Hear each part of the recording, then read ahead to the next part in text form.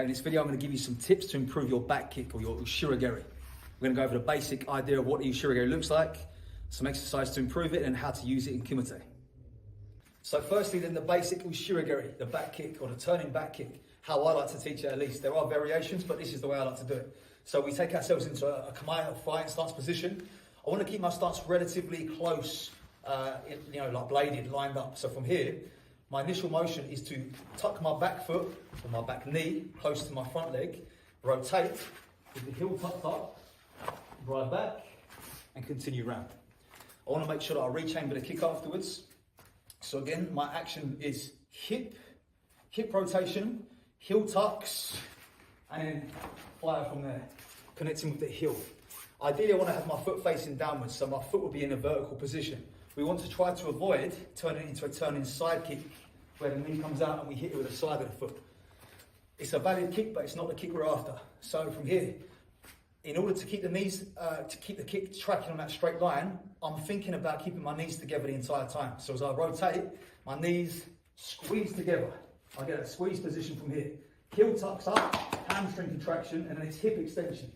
Boom, from that position there.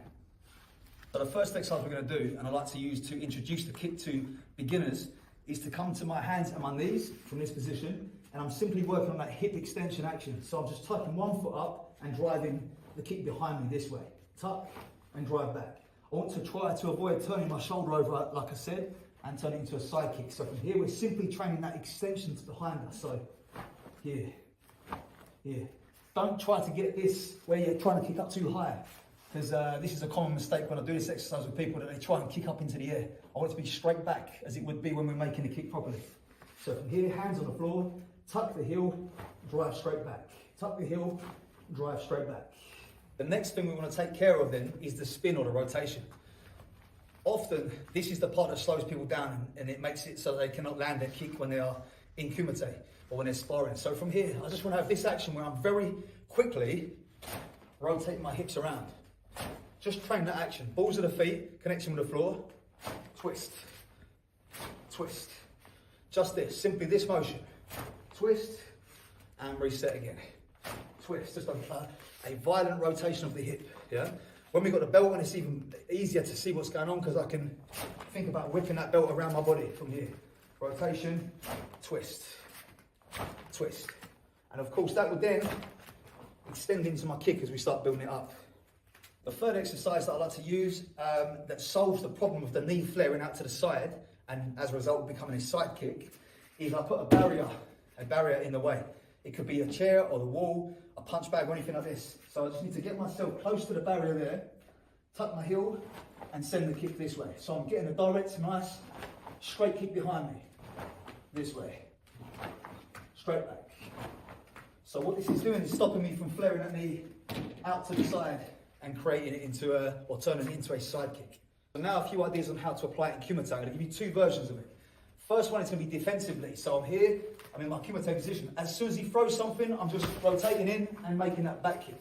Okay, no matter what he throws, he can kind of throw any kind of technique. I make that rapid rotation that we had earlier in the exercises, and I'm just leaning my head back slightly to a wave, and I'm coming underneath with that back kick. Again, another benefit of it coming from underneath, like I said, with the heel tucked here and then sending from under, is that even if he covers his body up, I can still slip it underneath that guard, right? If I turn it into a turning side kick and he covers, he ends up connecting with his guard this way. So my idea is really to slide it up underneath his guard this way into a kind of like a rising back kick. Now the second way I want to land it is more of an offensive version of it.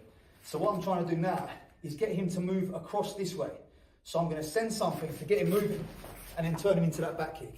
My idea really is to try to get him to circle into my kick this way. So maybe I throw Kizamizuki this way here. Kizamizuki, get him slipping off to the side to go into my kick this way. Because I want to get him to move into that circle, that rotation I'm getting there. So from here I'll be working. Maybe I'll have to test him out, see what happens. Boom, okay, yeah, he starts moving across. Every time I throw a front hand, he starts moving that way. So I throw it up and then come in with that back kick underneath. So there you go, a few exercises to improve your back kick. Don't forget, check out my sponsors, Art Martial Clothing. They've got some really nice martial arts inspired clothing for training and for casual wear. I'll put a link in the video description down below with a discount code for you to get 20% off of your first order. So go and check them out. If you haven't done already, please subscribe to the channel and you'll see more like this on a regular basis. Otherwise, I'll see you in the next video.